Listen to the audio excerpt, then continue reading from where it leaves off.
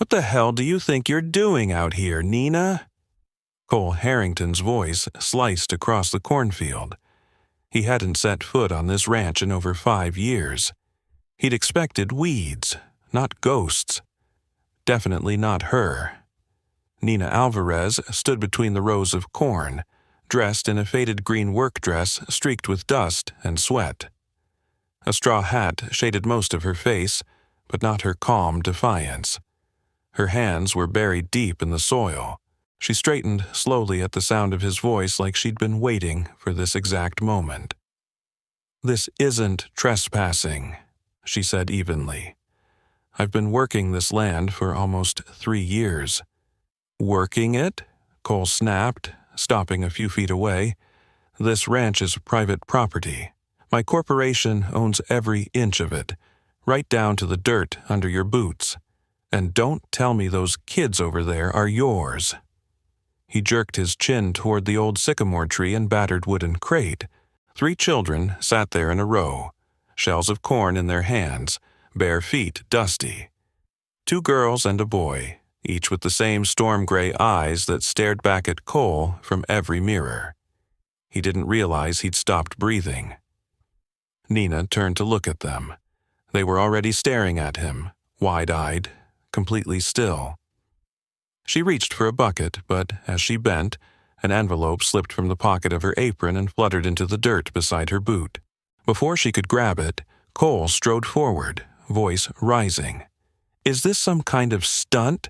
You disappear for years, then show up on my land with 3 kids who look exactly like me?" She instinctively backed up. "Don't come closer, Cole." But he already had. His polished dress shoes sank into the soft earth. Nina stepped sideways to avoid him, her heel landing on the crumbling edge of an old irrigation ditch. Her balance vanished.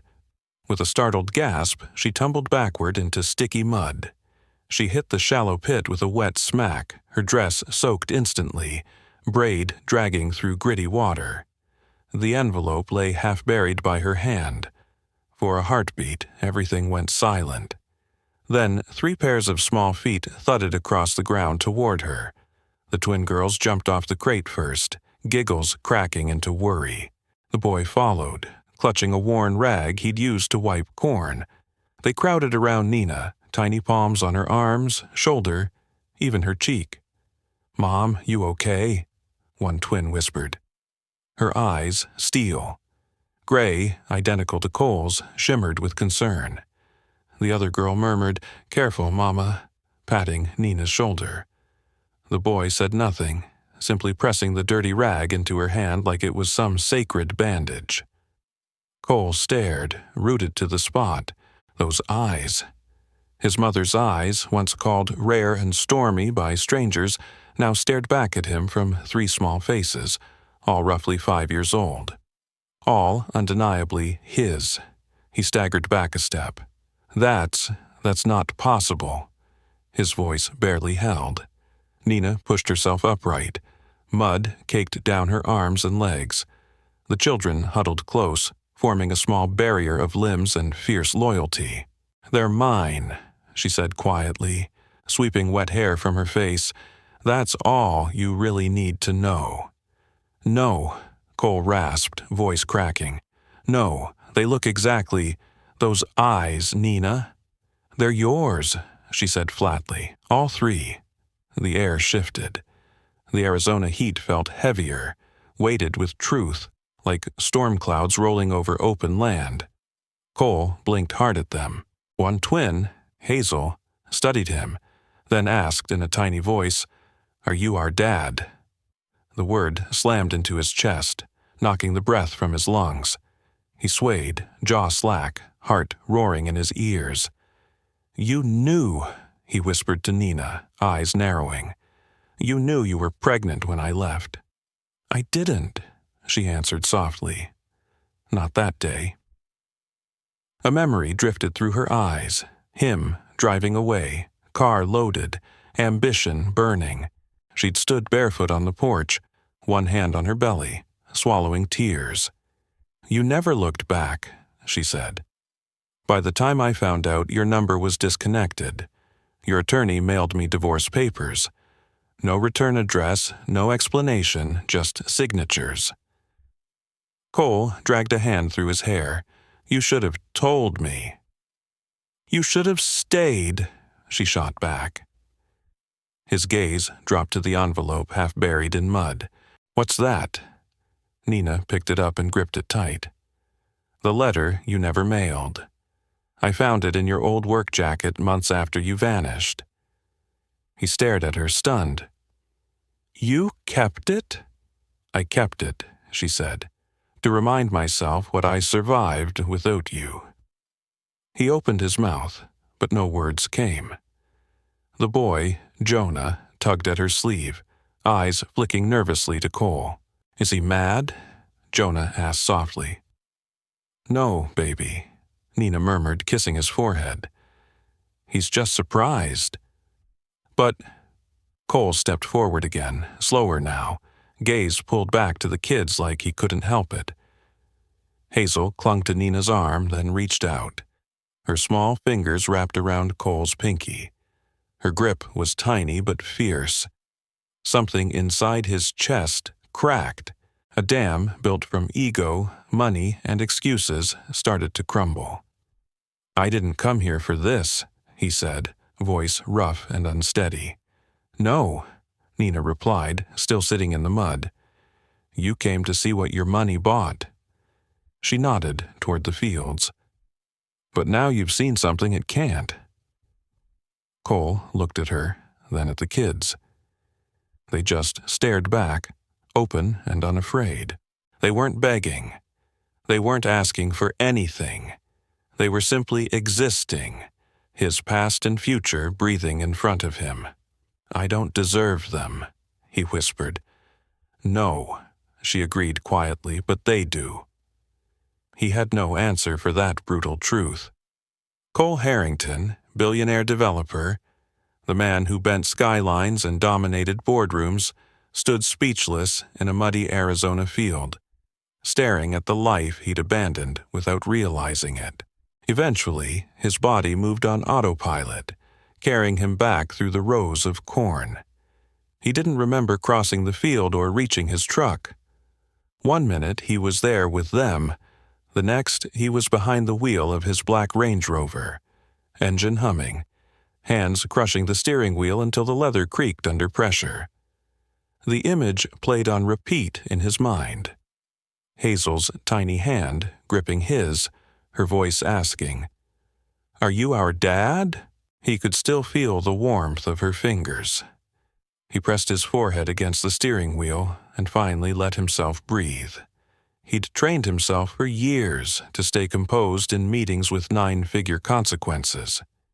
He could smile through betrayal, bluff through negotiations, exit deals without flinching. But this simple, devastating truth had pierced deeper than any hostile takeover ever had. The sun sank lower, shadows stretching across the fields like long, accusing fingers. Cole shifted the truck into drive, but instead of heading for the highway, he turned toward town. There was an old roadside motel not far off, the Dusty Lantern. It was run by an elderly couple who probably hadn't replaced the carpet since the mid-'80s. Still, it was the closest place he could hide and think. He pulled into the gravel lot, shut off the engine, and stared through the windshield. The building was small, with the chipped paint and cloudy windows. A faded American flag hung crooked near the office door. Cole inhaled slowly, then climbed out. Inside, the smell of lemon cleaner and old upholstery greeted him. Behind the counter stood Mrs. Green.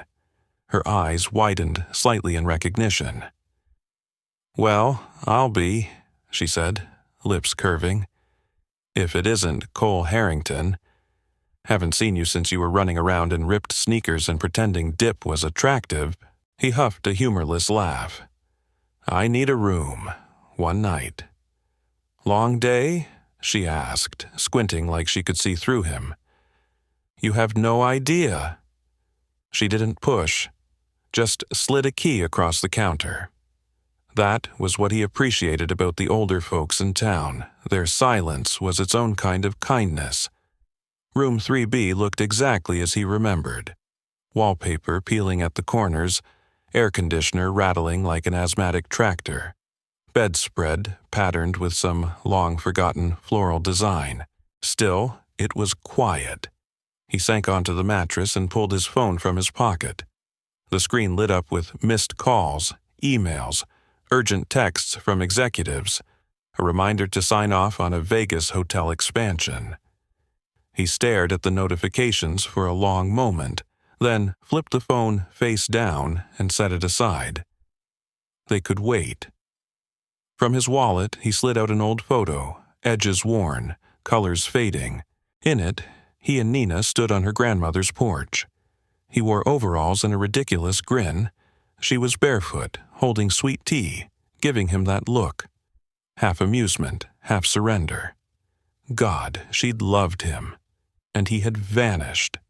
Not just walked away, disappeared. One day he'd been there. The next, he was flying cross-country, chasing investors, signing contracts, grinning for magazine covers, pretending he hadn't left his soul on a sagging Arizona porch. He'd convinced himself he had time. Time to build, time to come back, time to explain. But time didn't wait. Time simply handed Nina 3 children and watched him miss every first step, every fever, every messy breakfast. His chest throbbed. He realized he didn't even know their names fully. He'd heard Hazel and Jonah. The other girl, Lila, maybe. That's what Nina had called her in the rush. He rubbed his face, then jolted to his feet, the old frame of the bed protesting loudly. He paced the room once, twice, then stopped at the grimy window. Far in the distance, the ranch lights glowed faintly, golden against the darkening horizon. He knew then he couldn't stay away until morning. He grabbed his keys and walked out. By the time he reached the farm again, the sky had mellowed into a deep blue, crickets singing in the dry grass. The porch light burned, throwing a warm halo around the front steps. Cole didn't go all the way up. He lingered by the fence. He shoved his hands into his pockets and waited, heart pounding. The screen door creaked open. Nina stepped out with a chipped mug in hand, a towel wrapped around her damp hair. "You shouldn't be here," she said quietly. "I know," he replied. "Then why are you?" Her eyes narrowed slightly. Cole stared at the dirt between them. "Because you didn't lie," he said, "and I spent years lying to myself. I told myself this place didn't matter anymore, that you didn't matter, that I could build something new on a broken foundation." Nina said nothing. "I was wrong," he admitted. Still, she stayed silent. "I want to know them," he said finally. "Not because I feel guilty or because of DNA, because when she grabbed my hand, I remembered being human." Nina stepped off the porch, walking until she stood in front of him. "I built a life without you, Cole," she said, voice steady. "One bath at a time, one bill at a time. I scraped mud off boots, prayed through nights, buried my pride deep. If you want a place in that life, you don't get to just show up and make speeches." Cole swallowed. "Then what do I do?" She sipped her coffee, eyes never leaving his. "Start by listening." She handed him the mug and turned toward the house. He stood in the warm circle of light, holding her cup. Vanilla and cinnamon clung to the rim, triggering memories of late-night talks and shared mornings long gone. For the first time in years, he didn't feel like a billionaire. He felt like a man hovering at the edge of home. Cole stayed on the porch even after Nina disappeared inside. The mug cooled in his hands. The scent of cinnamon lingered, loosening old memories like dust shaking free from rafters. The life he'd built, glass towers, endless meetings, suddenly felt flat, like a glossy brochure. He lowered himself onto the top step, letting the cool air wash over him. A cicada buzzed in the nearby tree. Somewhere in the dark, a cow complained. It was the kind of soundtrack no city apartment could buy, born straight from the land. The screen door creaked again. Cole turned just as a pair of small bare feet shuffled onto the wood. Hazel. She clutched a frayed blanket in one hand, knuckling sleep from her eye with the other. Her curls bounced with each cautious step. "I couldn't sleep," she whispered, voice thick. Cole opened his mouth, then shut it again. He hadn't prepared for this, the quiet, midnight version of fatherhood. Hazel plopped down beside him without asking, blanket trailing behind like a tired cape. "I heard yelling earlier," she said, staring at the shadowed field. "Were you mad at Mom?" He studied her face, those storm-gray eyes steady and too wise. "I was confused," he said honestly. "And scared." Hazel frowned. "Scared of what?" "Of how much I already missed," he answered. She leaned her small shoulder against his arm. "Mom says there's still time," she murmured. "When I mess up with the goats, she says, you still got time to fix it." Cole swallowed hard. "She's right." They sat in quiet for a moment. "She named me Hazel," the girl continued. "Said something really hard gave her something really soft. Is that true?" "Yeah," he said softly. "That sounds exactly like your mom." The screen door creaked again. Nina appeared, Jonah balanced on her hip and Lila trailing with her thumb in her mouth. "Figured they'd follow the light," she said, setting Jonah beside Hazel. The boy rubbed his eyes, blinked at Cole, then scooted closer to his sister without speaking. Lila hesitated, glancing between Nina and Cole. Her curls stuck up in uneven tufts, pajama shirt buttoned incorrectly. Nina bent, whispered into her ear. Lila nodded, then shuffled over to Cole and dropped onto his other side, leaning against him like it was natural. Suddenly, he was surrounded. 3 warm little bodies pressed against him, all trust and sleepy breaths. His chest tightened with the sheer weight of it. He'd carried multi-billion-dollar projects. This felt heavier and infinitely more fragile. Nina sat on the step a few feet away.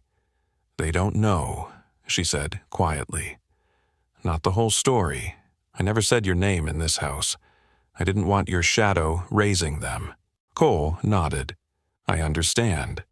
But they've always asked," she continued, "who they look like, why their eyes aren't like mine. I told them they were born in a storm," she said, "the kind that tears through everything but leaves good things behind." Cole exhaled. "I was the storm."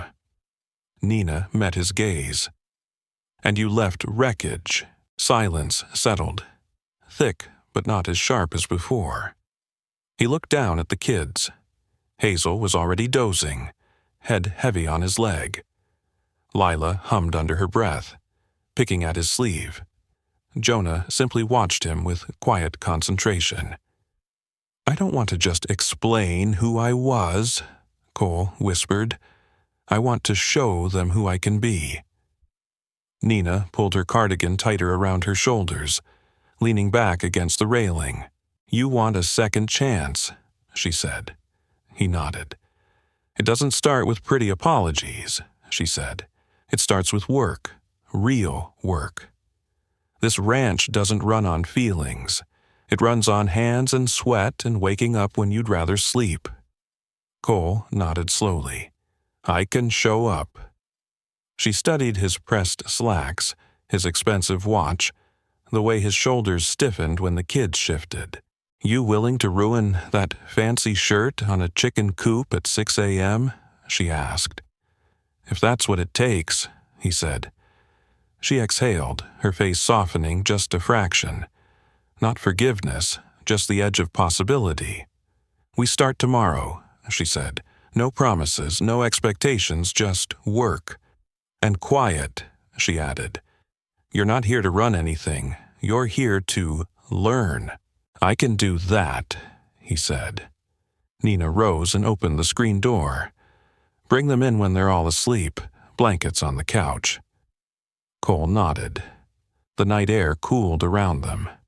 Crickets sang like backup singers. The scent of damp earth drifted up from the fields. He looked at the 3 sleeping children curled against him. He had no idea how to braid hair or handle nightmares, but he could start by being here when they woke. For now, being present felt like the only honest promise he could make. The rooster crowed at 5:14 a.m. like it had a personal vendetta against rest. Cole groaned on the couch, thin blanket twisted around his legs, his pricey wristwatch digging into his temple from where he'd slept half sideways on a lumpy pillow. His back screamed as he sat up, disoriented for a second before the memories crashed back, the field, the kids, Nina's stare. The living room smelled faintly of coffee and old wood. Yesterday's dress shirt hung over a chair, wrinkled and speckled with dried mud. He shrugged it on anyway, rolling up the sleeves. The hardwood floor shocked his bare feet with cold. When he opened the front door, the crisp morning air slapped him fully awake. The yard was already buzzing with life. Nina stood near the chicken coop. She wore a flannel shirt and jeans, hair braided loosely down her back, one hand gripping a coil of chicken wire, the other braced on her hip. Hazel and Lila danced around her in 2 big rubber boots, while Jonah sat on an overturned bucket with feed. You weren't kidding about the chickens, Cole muttered, stepping onto the porch. Nina glanced at him amused. You think I was being poetic? I thought you were bluffing, he admitted. She tossed him a pair of well-worn work gloves. Welcome to Arroyo Ridge. Breakfast doesn't catch itself. He fumbled the gloves before finally sliding them on. She nodded toward the coop. Sidewalls coming loose. We need to reinforce the base. That mesh won't hold when monsoon winds hit. Cole eyed the crooked wooden structure. Looks like it already survived a war. It has, Nina said, crouching. Just not the kind you know. She handed him a hammer and small bag of nails. He knelt, careful around the pecking hens. You any good with tools? She asked. I own a construction empire, he said. That's not an answer, she replied. He sighed. Haven't swung a hammer since college, maybe. Good day to remember, she said. They worked in near silence. The sun crept higher, painting everything in soft gold. Lila chased a hen. Hazel directed imaginary traffic. Jonah traced shapes in the dirt. Cole swung the hammer, missed, and smacked his thumb. Damn it, he hissed. Nina looked up. You all right? Just bleeding dignity, he grumbled. She almost smiled. You know, he said quietly, I thought about this place a lot after I left. Really?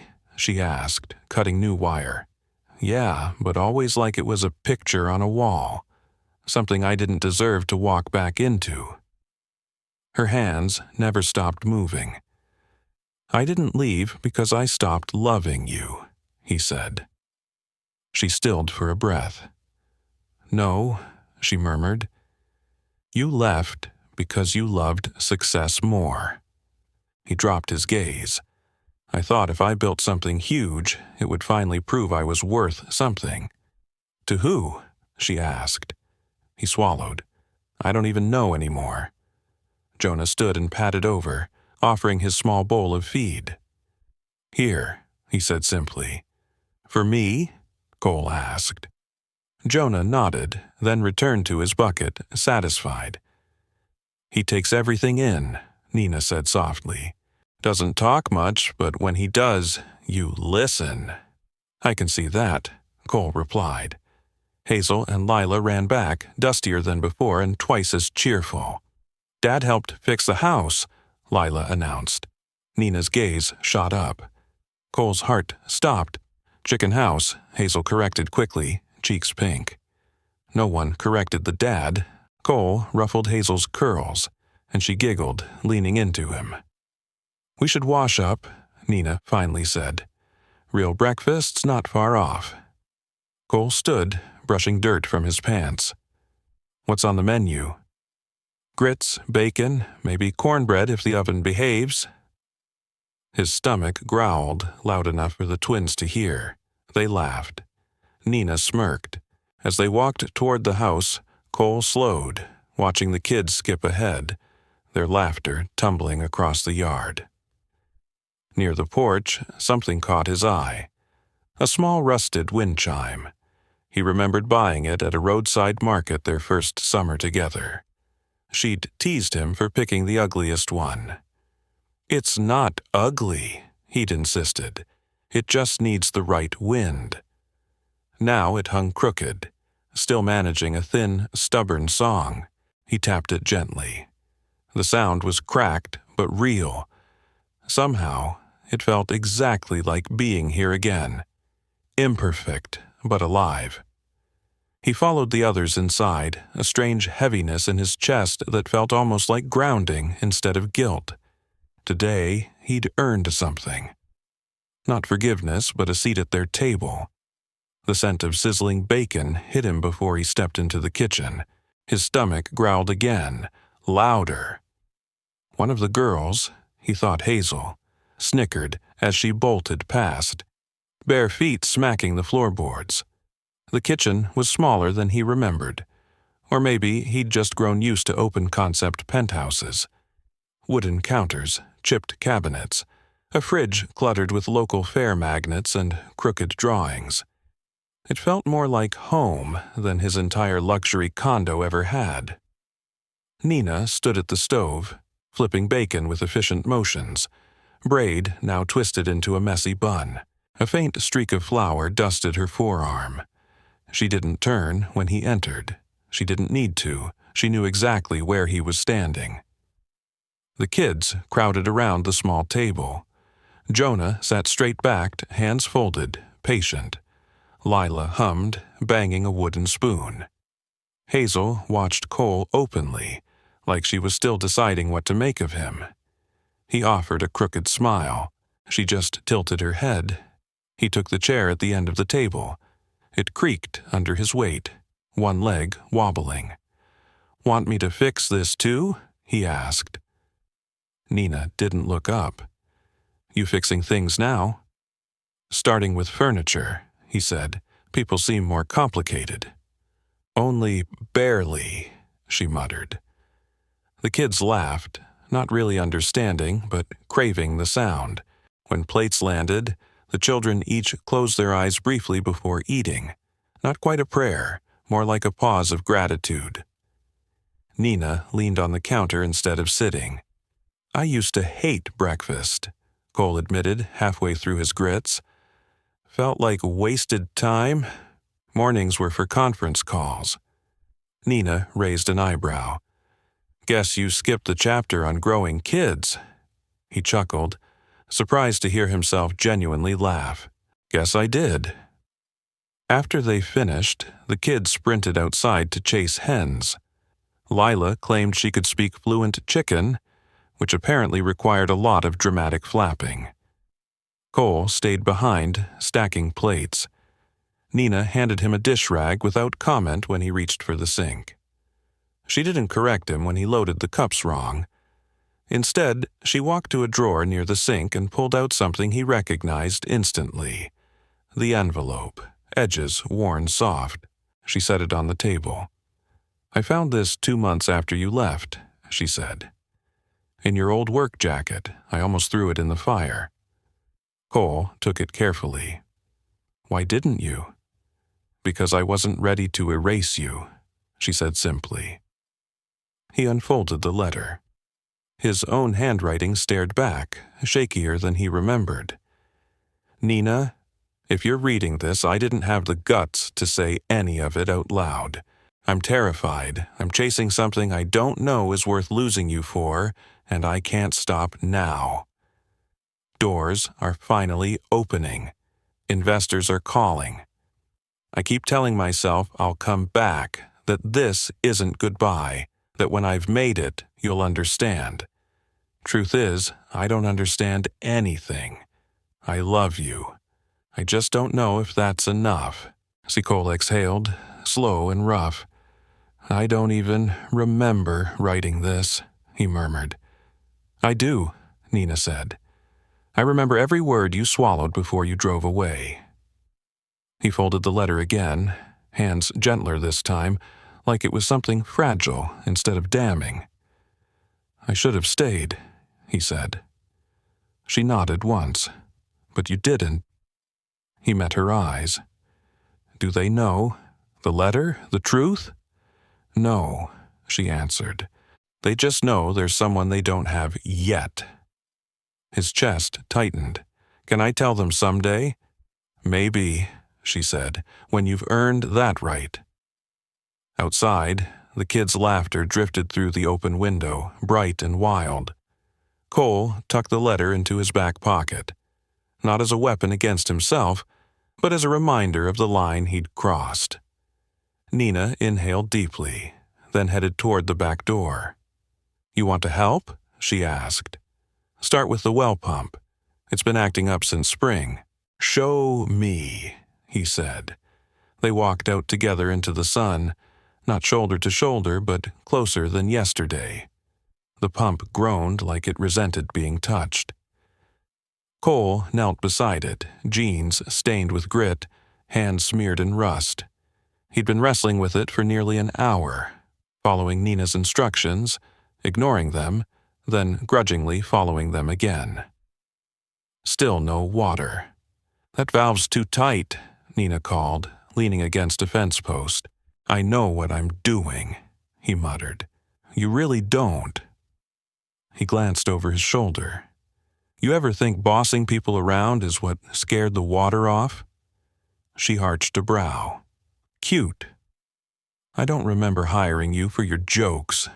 He grunted, twisting the handle again. No luck. The pump shrieked and jammed. He swore under his breath. Nina sighed and came over, kneeling beside him. Move, she said, nudging his hand away. You have to coax it, not bully it. The pump responds better to patience than pressure. She adjusted the valve, fingers sure and practiced. Cole watched her hands, calloused and strong, nails short, dirt dug into the grooves. Those were survival hands. Is that how you handle everything? He asked quietly. Even people? Nina paused. Some things crack if you push too hard, others just shut down. A long creak cut her off, followed by a sputter. Water surged up, spilling into the bucket, clear and cold. Nina smiled to herself, then stood, wiping her hands on the towel slung over her shoulder. You're welcome, she said, already walking away. Cole stared at the water. For years, flowing water meant contracts, infrastructure, and projections. Here, it just meant life. He hefted the bucket and carried it back toward the porch. Hazel sat there, concentrating hard as she tried to braid Lila's curls into something that looked more knot than hairdo. Jonah sat cross-legged nearby with a picture book, whispering, I think I can. The pump works, Cole announced, setting the sloshing bucket down. Lila cheered. Hazel clapped. Jonah didn't look up, just smiled and turned another page. Nina stepped out with a rag and tossed it to Cole. You've got grease all over your face, she said, and probably in your soul. He smirked, scrubbing his cheek. Gonna take more than a rag for that. Yeah, she said. I figured. Cole leaned against the railing. When did they start reading? Jonah first, Nina said. He just picks things up. Hazel wants to lead. Lila likes pictures best. They're sharp, all of them. They're survivors. Cole nodded, watching them. Do they know anything about me at all? They know a man left, Her voice stayed even. That's it. He swallowed. I'd like to change that. You don't swap absence with presence like flipping a light, she said. You choose to stay, over and over. I'm choosing, he said. Today, tomorrow, however long it takes. The screen door creaked. Hazel popped her head out. Mom, Lila put jelly beans in the feeder again. Nina sighed. Of course she did. She turned to Cole. You wanted to help. Congratulations, it's Chicken Dad time. He saluted weakly. On it. He found Lila crouched by the feeder, palm full of brightly colored candy, chickens pecking suspiciously around her. They like it, she insisted. They also like pecking their own poop. Doesn't mean it's good for them, he said. What's poop? She asked. He grimaced. Ask your mom. He gently scooped out the candy and replaced it with grain, Lila pouting beside him. Will they forgive me? She asked. He considered. Chickens forget fast. People take longer. She studied him. Did Mom forgive you? The question hit like a punch. I don't know, he answered honestly, but I'm trying. Lila nodded solemnly. Okay, no more yelling then. I'll work on IT, he promised. They walked back hand in hand, her grip confident. Nina watched from the porch, arms crossed, expression unreadable. He didn't explain. He didn't need to. That night, after dinner, Nina set an old photo album on the table. She didn't announce it, just placed it there and walked away. Cole opened it.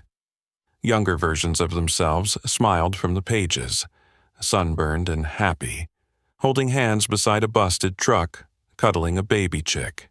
Then, abruptly, blank pages. Years of absence spelled in silence. He ran his hand over the emptiness. He wasn't in those years, but maybe, just maybe, he could fill the ones ahead. The next morning arrived with rain, a soft, steady drizzle that silvered everything and carried the rich smell of wet, red earth. Cole stood at the sink, rinsing coffee mugs from breakfast. He'd volunteered again, and Nina hadn't fought him, just handed him a towel and turned to mixing batter. The kids sprawled across the living room floor in a riot of crayons and blocks. Hazel tried to draw a cow. Jonah lined up alphabet magnets in some secret order. Lila hummed, making a game out of a string and toy truck. Cole watched from the doorway, adjusting to how naturally they filled the space. He was the intruder. You're going to scare the eggs if you keep clanking dishes, Nina said, not glancing back. He grinned and rinsed quieter. Thought the rain would cancel chicken duty, he said. Animals don't call in sick, she replied. Neither do moms. How'd you do it? He asked. Alone, 3 kids, this place. Her spoon hovered over the bowl. Didn't have a choice, she said. And even if I did, I wasn't about to let them think they were a burden. There was no bitterness, just fact. I meant to write, he said. After the divorce, after I... You didn't, she cut in. No, he admitted. I didn't. She poured the batter into a pan. But you're here now, she said, and I want to stay, he answered. Nina didn't respond. Instead, she walked into the living room and knelt beside the kids. All right, team, she said. Project time. They swarmed her instantly. Hazel grabbed construction paper. Lila snatched glitter. Jonah held a crayon like a tiny architect. You coming? Nina asked, glancing back. Cole crossed the room and sank onto the floor. Lila immediately shoved a glue stick into his hand. We're making a sign for our treehouse, she explained.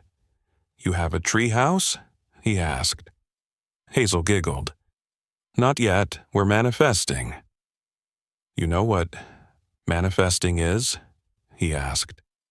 Mom says it means we build it in our hearts first, Jonah replied quietly, not looking up. Cole blinked. Well, damn. Language, Nina warned. He smirked.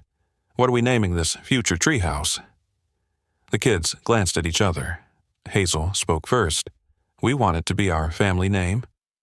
Cole's marker stilled.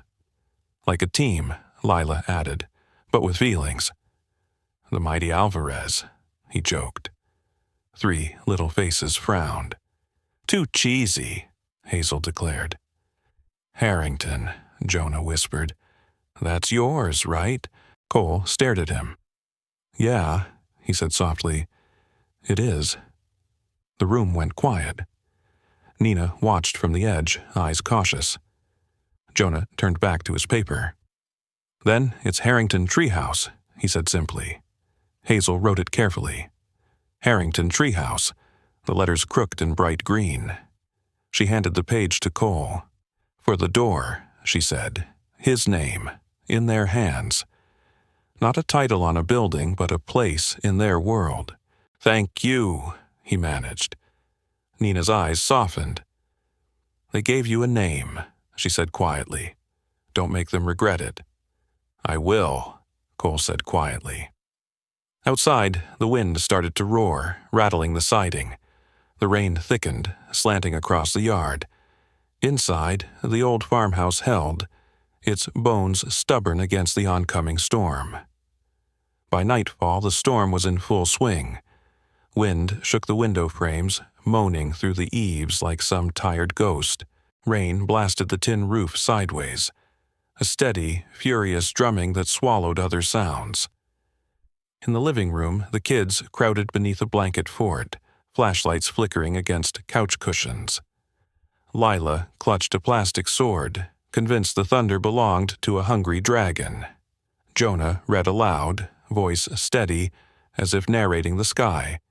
Hazel didn't speak, just curled her fingers around a tiny carved wooden horse Nina had whittled last winter. Cole stood at the front window, watching the trees bow under gusts, a restless ache stirring in him like airport goodbyes. Back then, storms meant delayed flights and new deals.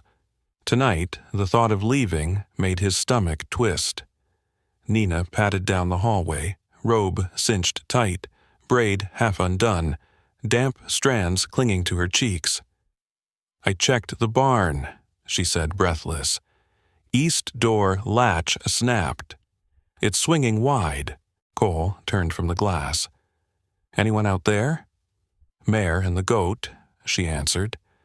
If they spook and bolt, we'll lose them in this mess. I'll handle it, he said. She blinked, assessing him. It's brutal out there, Cole. He grabbed his jacket anyway. I've fought uglier weather. After a beat, she nodded. Check the feed room, too. Roof leaks, buckets by the south wall. He stepped onto the porch and was drenched instantly. Rain hit like needles, cold and sharp, but he didn't hesitate. The barn loomed as a dark smudge through the downpour. He slogged toward it, boots sinking into sucking mud. He shoved the east door shut with both hands, the wind trying to rip it away. The latch was completely gone, torn clean. He jammed a shovel across the frame, wedged it tight with a heavy feed bin until it held. Inside, the mare stomped nervously, sides heaving, breath clouding in the cool air. Easy, girl, Cole murmured, rubbing her neck. Just some loud sky, we've heard worse. The goat bleated miserably from a corner, tangled in a loop of rope. Cole moved fast, fingers working by feel, freeing the goat and nudging it back into its stall. His flashlight flickered once, twice, then died completely, plunging the barn into darkness broken only by lightning flashes through the cracks. Perfect, he muttered, working off memory. He found the drip, shifted the bucket an inch until the water hit cleanly. The place smelled of wet hay, old wood, and earth. A grounding scent that reminded him what mattered. Turning to leave, his boot caught on something soft behind a bale. He stumbled, then crouched, groping around until his hand closed over fabric. He dragged out a weather-beaten duffel, one corner ripped, zipper stiff with age. Curiosity prickled. He unzipped it. Inside lay several folders, a small tin box, and a folded blue toddler shirt. He lifted the shirt, breath catching when he saw the faint embroidery near the hem. Jonah, stitched in careful thread. It was tiny, something meant for a newborn. He recognized the pattern. Nina had once shown him a sketch of a shirt she planned to sew while pregnant. His heartbeat stumbled. Hands shaking, he popped open the tin box. 3 hospital bracelets lay inside, plastic slightly yellowed, names and times written in fading ink. Tucked between them was a photograph, worn at the corners. Cole stared. It was him and Nina in a hospital room, 3 swaddled babies between them. Nina held the infants, eyes tired but glowing. Cole sat slumped in a chair beside her, head resting against her shoulder, one hand cradling Hazel. He'd been asleep, but present. The memory slammed into him like sudden light. He remembered the squeak of the reclining chair, the beeps of machines, Nina humming a lullaby he never learned. He'd been there. Maybe only a night or 2, but he had held them. "Why didn't I remember?" he whispered. He tucked everything back gently, zipped the duffel, and bolted through the storm, lungs burning. Inside the farmhouse, Nina stood by the stove, drying towels, hair frizzed in haloed chaos. He dropped the bag on the table with a thud. "Why didn't you tell me I was there?" he demanded, hauling out the photo. She turned slowly. Her expression was unreadable for a moment, then softened with something complicated. "You were," she said quietly, "but only barely. You came, saw them, held them for maybe an hour," she continued. "Then, said you had to catch a flight to Denver. You kissed my forehead, promised you'd call, and disappeared.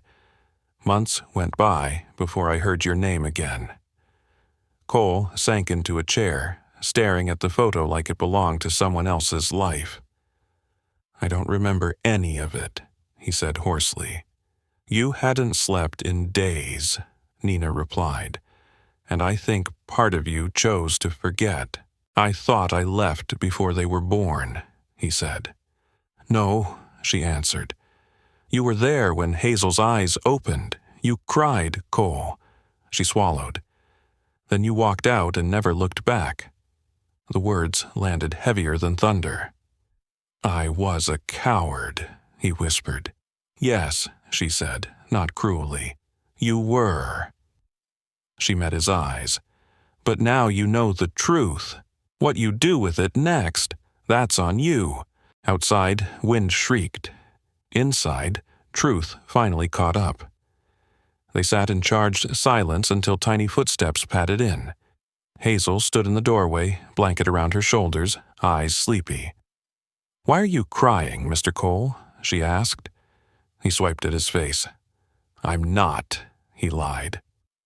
She climbed into his lap anyway, curling against his chest like it was the most natural thing in the world. Nina watched them a moment, then poured another mug of coffee and sat across from him, shoulders relaxing as the storm raged. Outside, rain battered the roof. Inside, something slower but deeper was happening. Reckoning. Old choices, forgotten nights, buried fear, all finally dragged into the light. The storm would move on. What it had uncovered wouldn't. By morning, the ground was slick and dark, smelling of rain and turned earth. Puddles mirrored the bruised sky. Birds tested their voices again from the cottonwoods. Cole stood by the fence line with a shovel, the duffel at his feet. He watched Nina hang damp clothes on the line. Jonah looping circles around Lila. Hazel kneeling over a puddle, inspecting worms like rare treasure. The world had slipped back into its rhythm, but something inside him had shifted for good. That photo refused to leave his mind, one small rectangle where he'd actually shown up. He hadn't earned it then, but maybe he could earn the next ones. He drove the shovel into the ground behind the half-built treehouse. The plot had once been Nina's herb bed, now taken over by weeds. He cleared it, turned the soil, and worked until sweat plastered his shirt to his back and his arms trembled. It felt like penance and promise. "What are you doing?" Nina called from the porch, one hand shading her eyes. Cole didn't stop digging. "Starting something," he said. She walked closer. "That used to be my thyme patch. It died years ago. I'm resurrecting it," he replied. "Why?" she asked. He glanced up, wiping his forehead with a muddy wrist. "Because I found my name again, and I want it to stand for more than broken promises." She watched him for a long moment, then went inside silently. By afternoon, 3 neat rows marked the small plot. Lavender, basil, thyme. Not grand, but intentional. The kids clustered around, staring. "What's this?" Jonah asked, poking the soil. "A garden," Cole said. "I used to be really good at killing them. Figured I'd try keeping one alive." Hazel tilted her head. "Like a plant nursery?" "Kind of," he said. Lila crouched next to him. "Can we help?" He nodded. "It's for you, all of you." Each child pressed seeds into the earth, whispering secret names. Later, Cole carried the hospital photo into the kitchen. Nina stirred a pot of stew, brow furrowed. "I want this, Apu," he said, holding it out. She glanced over. "That old thing?" "It's proof I belonged here once," he answered. "You didn't act like eat," she said. "I know." He set the photo gently on the counter. "But I want them to see it, to know I did show up once, and that I'm here now for real. I thought leaving would make everything cleaner," he continued. "I figured success plus money would patch the holes. All it did was erase me from every moment that mattered." Nina's jaw tightened, but she let him finish. "I was terrified of failing," he admitted, "of being some broke, angry version of my father. So I chased a different kind of ghost and sacrificed the only good thing I ever built." He finally met her gaze. "You still haven't told them," she said, "about being their father." "I will," he promised. "When?" He swallowed. "Soon, but not before I've begun to earn that word." The air felt dense, heavy with regret, thin with fragile hope.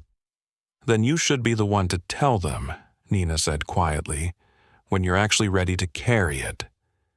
Cole nodded, breath catching. He picked up the photo again. "Do you remember what we were laughing about here?" A faint smile tugged her mouth. "You called the nurse ma'am. She was 22 and made you change a diaper as payback." Cole huffed a soft laugh. "Yeah, that tracks."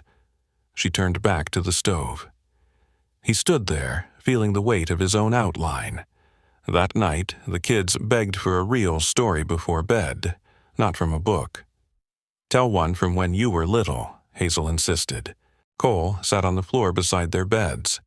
Nina leaned against the doorway, listening, arms folded. "When I was your age," Cole began, "I thought thunder was giants bowling." Lila gasped. "For real?" "Yep. If you listened close, you could tell who was winning." Jonah frowned. "There aren't giants." Cole smiled. "Not outside, just the ones in our heads." "What do they do?" Hazel asked. "They remind us we're scared," he said, "so we remember to be brave." He looked up. Nina's gaze softened before she slipped away, leaving the bedroom door cracked open behind her. Later, beneath a bright moon, Cole sat beside the new garden. He slid the photo into a plastic sleeve, buried it beneath a flat stone, and whispered, "This is where my name starts over." Morning came warm and strangely still. No breeze, no rustle. Even the chickens seemed subdued. Cole woke early, as he had all week, uneasy without knowing why. In the kitchen, Nina sat with coffee in one hand, an envelope in the other. He slowed when he saw her. She didn't look up. "Mail truck barely made it through the mud," she said. "Left this on the porch." She slid it across. "Return address. Thorn Legal Group, Phoenix." Cole's stomach knotted. He tore the envelope open and scanned the single page of heavy stationery. His jaw tightened. "They're filing," he said. "Formal claim to the land. Arbitration on grounds of abandonment. Improper transfer. And a lapse in early tax filings." "I paid every year," Nina shot back. "Never missed." "I know," he said. "They're banking on the original deed I never signed over. They want to call this whole place a clerical error they can fix." He folded the letter carefully, laid it flat on the table, and sat down. "They're gambling I'll walk instead of going to war." Nina snorted. "They clearly forgot who I married." A reluctant smile tugged his lips, then faded. "They have deep pockets, teams of attorneys," he said. "We have 3 kids, a patchy fence, and a well pump that only behaves when you sweet-talk it." "We've got more than that," she replied. "We've got roots." "You ever consider selling?" he asked quietly. "Starting over somewhere they can't follow." She didn't even blink. "Not once." Cole leaned back. "Then we fight." Nina stood, grabbed her keys from the hook. "Damn right we do." That afternoon, Cole sat under the cottonwood with the kids, sketching ideas for the treehouse. Hazel argued for a pulley system. Lila wanted curtains that fluttered in the breeze. Jonah lobbied for a hidden trapdoor. "Why a secret hatch?" Cole asked. "For hiding things," Jonah said seriously. "Letters. Stuff you don't want to lose." The words landed heavier than they should. Cole ruffled his hair. "We'll figure out a masterpiece." From the porch, Nina watched, then vanished inside. She returned with a small wooden chest, edges smoothed by years. "Plan to give them this at 10, she said, handing it to Cole. "Maybe now's better." Inside were stacks of envelopes, names and ages scrawled on each. "For Hazel, for Lila, for Jonah," Nina said. "One every year. I wrote what they loved, what they said, who they were, just in case I wasn't here to tell them later." Cole blinked hard. "You did all this alone?" She nodded. He opened one labeled Hazel, 5, and read aloud. "Today, you announced the moon is a giant nightlight. Honestly, that makes more sense than anything I've heard on the news." His throat tightened. "They need to read these." "One day," Nina said. "When they're ready." He looked up at her. "You're the strongest person I've ever known." She shrugged. "I just didn't have the luxury of falling apart." "You don't have to carry everything alone anymore," he said. For the first time, when their eyes met, she didn't flinch. That evening, Cole brought out a notepad on the porch and started his own letters. To Jonah, he wrote, "You remind me of who I was before fear got loud. Don't ever quit asking questions, even the ones adults avoid." For Lila, he wrote about courage that looked like joy. For Hazel, he penned, "You lead with your heart. People will tell you that's naive. They're wrong. It's the bravest way to live." And to Nina, he wrote about second chances he didn't deserve, but refused to waste. He folded each carefully, tucked them into the wooden box beside Nina's. A breeze stirred the cottonwood leaves. Soft footsteps approached. "Couldn't sleep?" he asked without turning. "Not really," Nina answered, stepping beside him, barefoot, hair loose, eyes clear. "Guess you couldn't either," she added. "Too much on my head," he said. "Ours," she corrected. "I think we should tell them," she continued. "About me?" he asked. She nodded. They deserve the full story. Who they are, who's here now. You think they'll understand? He asked. They're kids, she said. They'll cry, ask questions, maybe get mad, but they'll have truth. That's more than some adults ever get. He drew a slow breath. Tomorrow morning, he said. Then we do it together, Nina replied, her fingers brushing his. Under the Arizona stars, they sat shoulder to shoulder, holding letters, memories, and the fragile, fierce decision not to hide any more. Morning light crept into the house like an apology, soft, golden, unhurried. It lit the scuffed floorboards where small feet had danced, where juice had spilled, where Lego pieces had stabbed unwary arches. Cole sat on the couch, hands clasped. The wooden box of letters rested on the coffee table like a witness. In the kitchen, Nina watched the clock. Sure, he asked. Not even a little, she answered. But we're doing it anyway. That was enough. The kids barreled in, Lila with one sock, Jonah gripping a toy dinosaur, Hazel yawning around a book. Breakfast? Hazel asked, flopping beside Cole. Soon, Nina said gently. We need to talk first. The tone froze all three. They sat straighter. Cole opened the box slowly. I want to tell you a story, he began, not about dragons or spaceships, about you and me. Jonah frowned. Us? Yeah, Cole said. And the man I used to be. You know me as Mr. Cole, he said. The guy fixing fences, building your treehouse. But a few years back, I wasn't just that. I was someone who loved your mom and then ran away.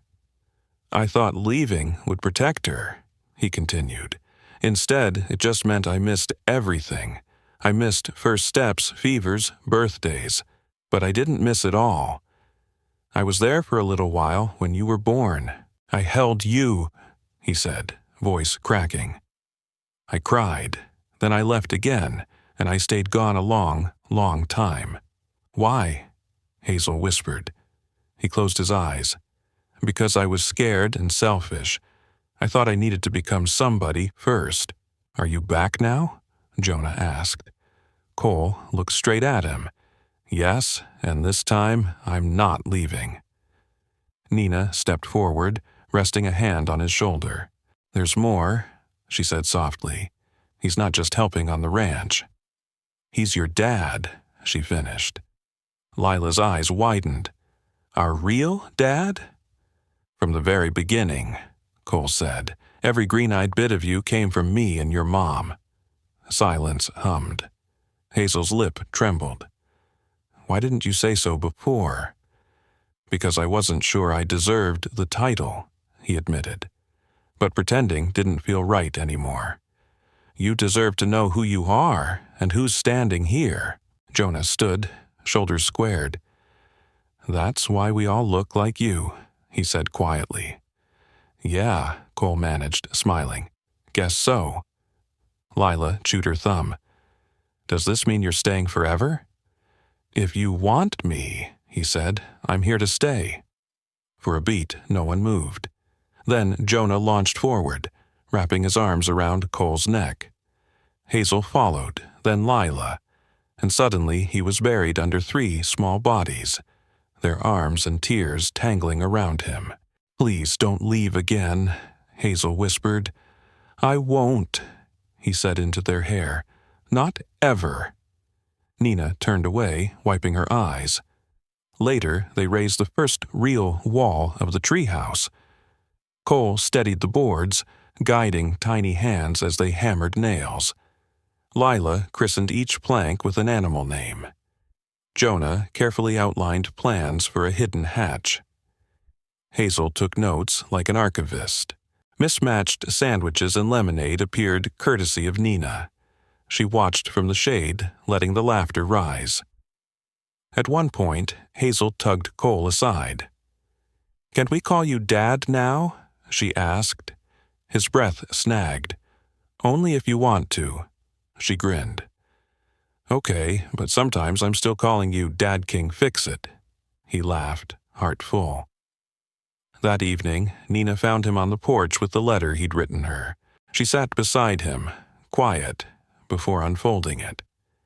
When she finished reading, she didn't say much, just rested the page on her knees and whispered, "You're doing the hard work now, showing up. That counts more than any apology." The sky burned orange over the fields. "Think they'll really forgive me?" he asked. "They already have," she said. "Kids are miles ahead of us. We're the ones playing catch-up."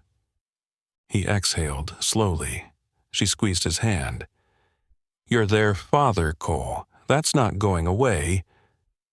"Thorne's not taking this place," he said, "no matter what they throw at us." Nina's eyes sharpened.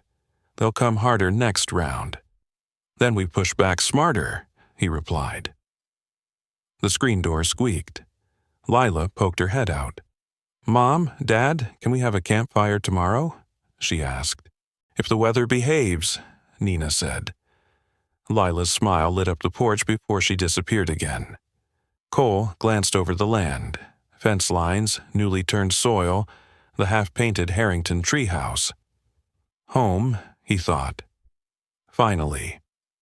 2 days later, a sleek black SUV rolled into the drive, dark windows and city shine clashing with faded clapboard and dust. Cole spotted it from the eastern fence, wiping sweat on his shirt. He tossed his pliers in the toolbox and headed toward the house. Nina stepped onto the porch, dish towel over her shoulder, eyes narrowing. The kids were inside, glued to a nature show. The SUV door opened with a smug click. Logan Bradford emerged, same polished smirk, different suit. A second man followed, older, with silver hair and sharp eyes, clutching a briefcase like a weapon. "Mr. Harrington," Logan called. "Ms. Alvarez, can we have a moment?" "You've got 60 seconds, Cole said, stopping at the bottom step. "After that, I call the sheriff." The older man stepped forward. "Walter Ridley, senior counsel for Thorne Industries." "Well, Walter," Nina said coolly, "that's 30 seconds gone already." Walter didn't flinch. "We're not here to bully you. We're here to offer resolution." Cole snorted. "You don't drag a lawyer out to a ranch for resolution. You come to take something." Ridley opened his folder, voice smooth. "Thorne is prepared to extend a final offer," he said. $5 million. Clean sale. Quick close. You walk away with more than enough to start fresh somewhere new." Cole folded his arms. "We're not starting over. We're staying put." "Let's be realistic," Logan added. "This patch of dirt isn't worth a fraction of that. We're paying sentimental markup here, mercy money. You won't see a better number." Nina's eyes narrowed. "You don't overpay unless you're hiding something." Ridley hesitated. "We have expansion plans," he said. "Renewable energy fields, logistics hubs. This property is critical to statewide infrastructure." "And you still don't own it," Cole said. "Not now, not ever." Logan's smile thinned. "If you decline," Logan warned, "we proceed to full litigation. You might win, you might not. But we'll drag this out until the cost crushes you." Cole stepped onto the porch beside Nina. "We've got truth, title, and 3 kids who call this home." "And we know," Nina added. "The last owner died owing your company. You're not just buying dirt, you're burying ugly debt records." Ridley's jaw went rigid. "You've been warned," Logan said. "Next move won't be friendly." They climbed back into the SUV and reversed down the drive, dust swirling behind them. That night, the dining table disappeared beneath receipts, tax stubs, old deeds, and borrowed legal guides. Nina brewed fresh coffee while Cole sorted piles. "They're coming for blood," Cole muttered. They've been doing that since their first glass tower, Nina replied. This is just the local chapter. He looked up. They think I'll snap. Will you? She asked. No, he said. But I don't want the fight to poison everything. The kids just learned they can call me Dad, he said. I don't want their first memory of that to be me exhausted on a witness stand. Nina slid into the chair beside him. Then we fight smart, not loud. You've carried this alone a long time, he said. She nodded. But not anymore. You picked up a hammer and a last name, that's partnership. Cole hesitated. There's more. Thorne's been buying up farms through shell companies all over the county. They're building something big, Nina said. Vacation airstrip for executives? Closer to a private logistics airport, he replied. Runways, warehouses, routes that cut through reservation land if they get these parcels. She exhaled sharply.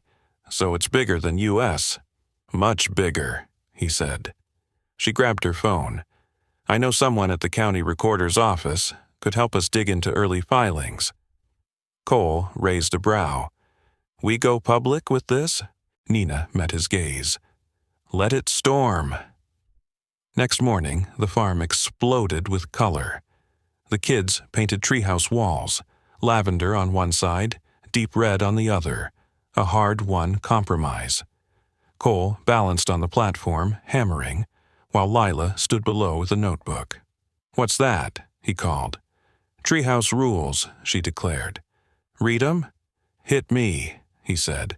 Rule 1, no fighting. Rule 2, no lying. Rule 3, no cookies without asking. Hazel's in charge sometimes. Rule 5, always tell the truth, even when it's scary. That's a tough rule, Cole said. Good one, though. Hazel climbed up beside him. Especially when you're scared, she murmured. Especially then, he agreed. From the kitchen window, Nina watched, love and fear twisting inside her.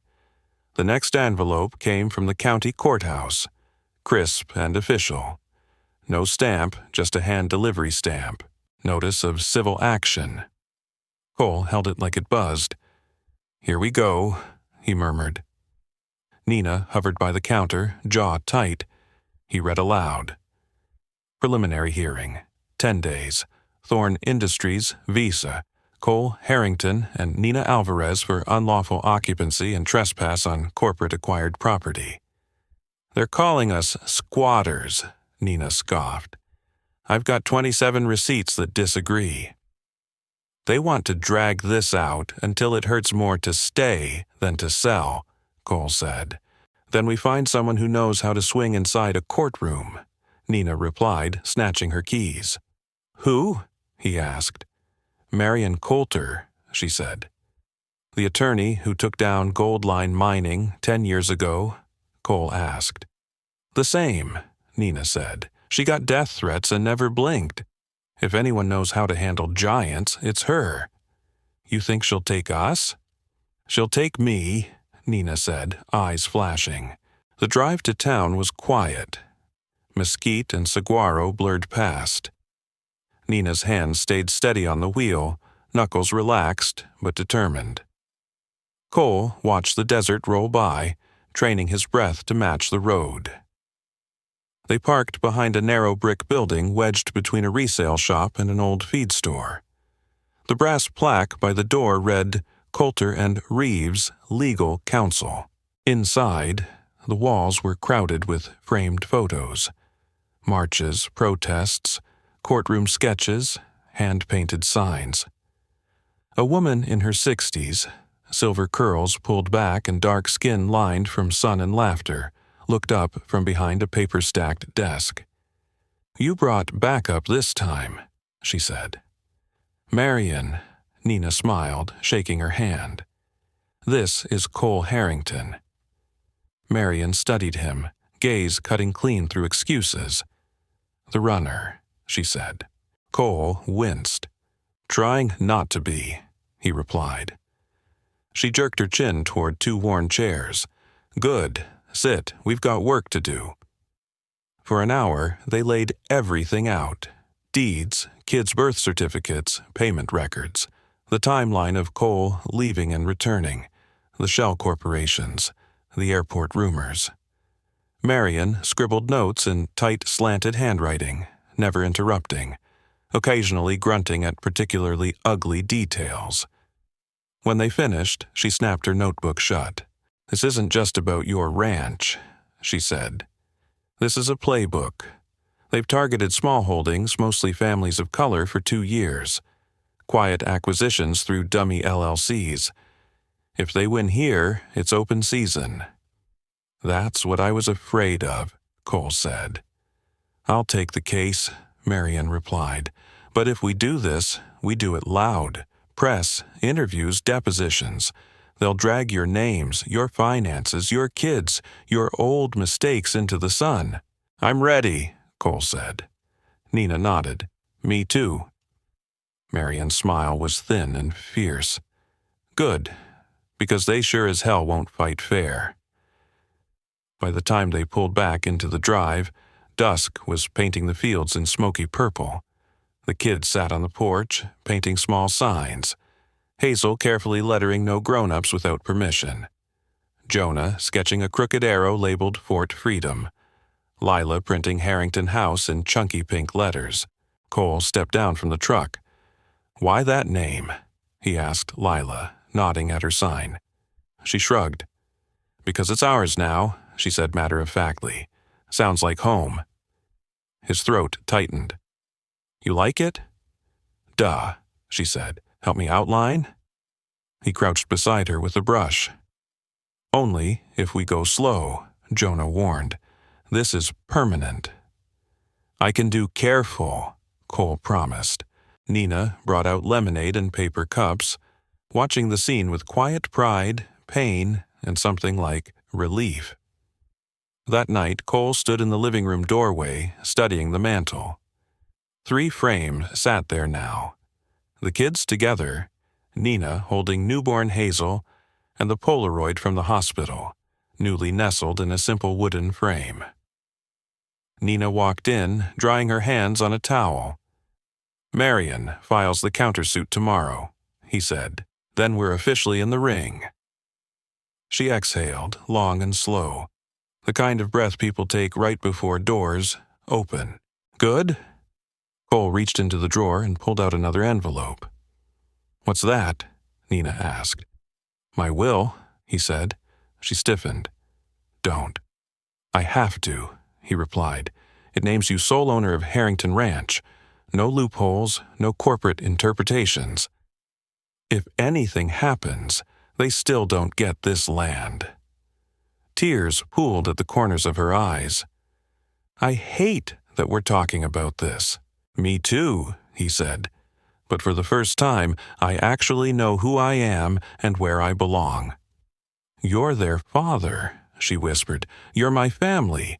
No boardroom or lawsuit is ever taking that away." He cupped her face. "Let them try," he said. She kissed him, soft, certain. For a moment, everything else vanished.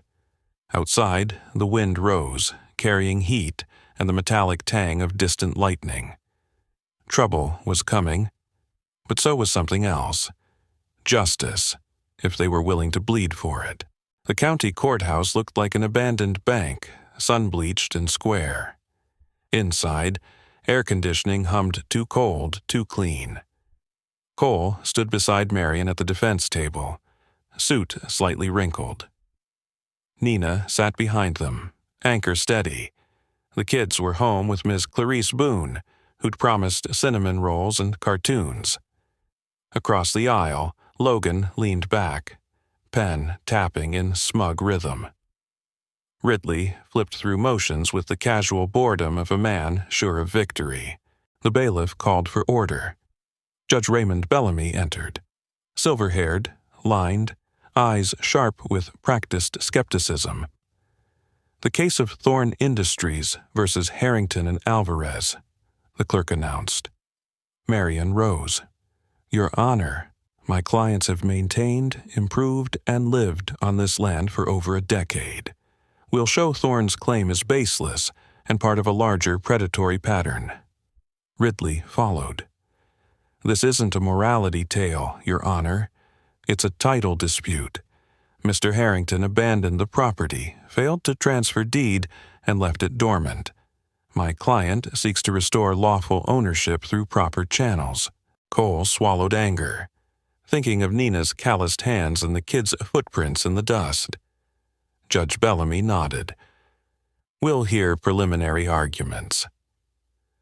Back at the ranch, Miss Clarice had set up a lemonade table near the gate, an idea sparked by Lila. They weren't charging, just pouring cups and telling every neighbor, "This is our ranch, and we're staying." Folks came steady, farmers, retired teachers, veterans, even the high school principal.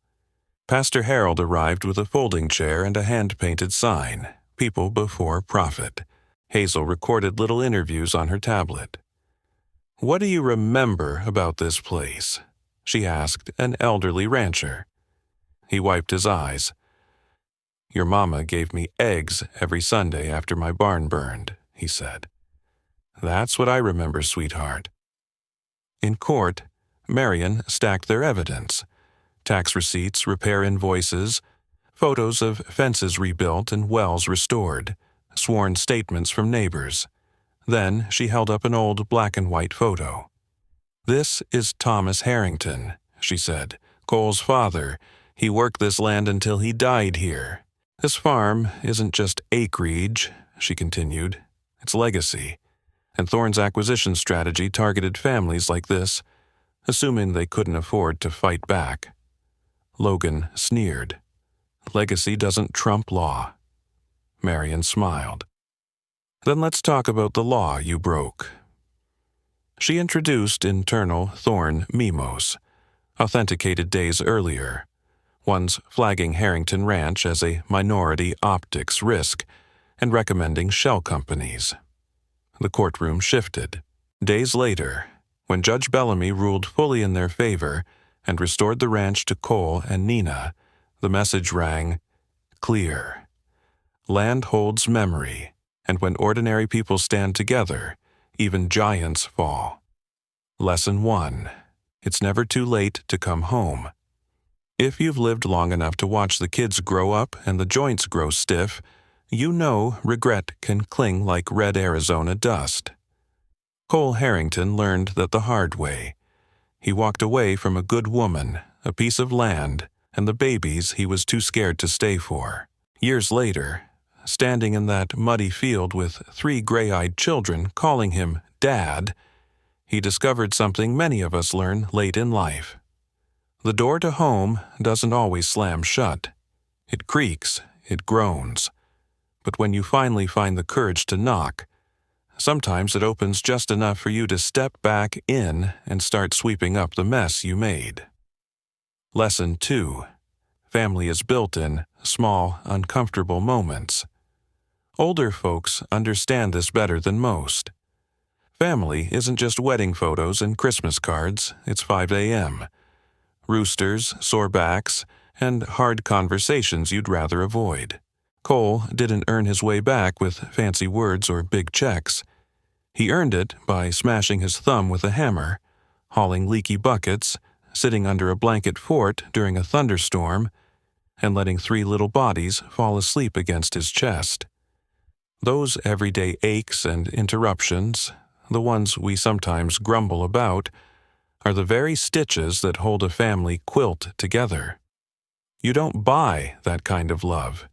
You show up for it, one ordinary, uncomfortable moment at a time. Ordinary people can stand up to giants. By the time we reach our 60s and 70s, we've watched big companies swallow small towns and neighbors lose farms their grandparents carved out with their bare hands. Nina refused to let that happen. With worn work boots, a stack of receipts, and a backbone made of prayer and grit, she and Cole stood up to a billion-dollar corporation that thought it could bully them off their own porch. With the help of a seasoned attorney and a watching community, they proved something every elder in America knows in their bones. When you protect your land, your name, and your children's future, you're stronger than any shiny high-rise or smooth-talking lawyer. That's not just a legal victory, that's legacy. In the end, Cole and Nina's story reminds those of us with silver hair and full photo albums that it's never too late to mend what's broken.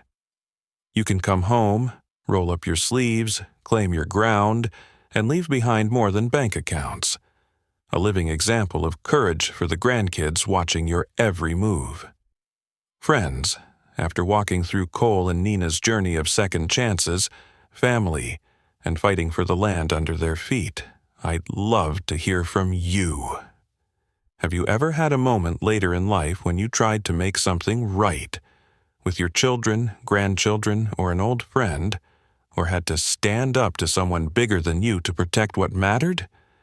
What did you learn from it, and what would you tell a younger person facing the same battle today? Share your story in the comments, like this video, and subscribe so we can keep growing together.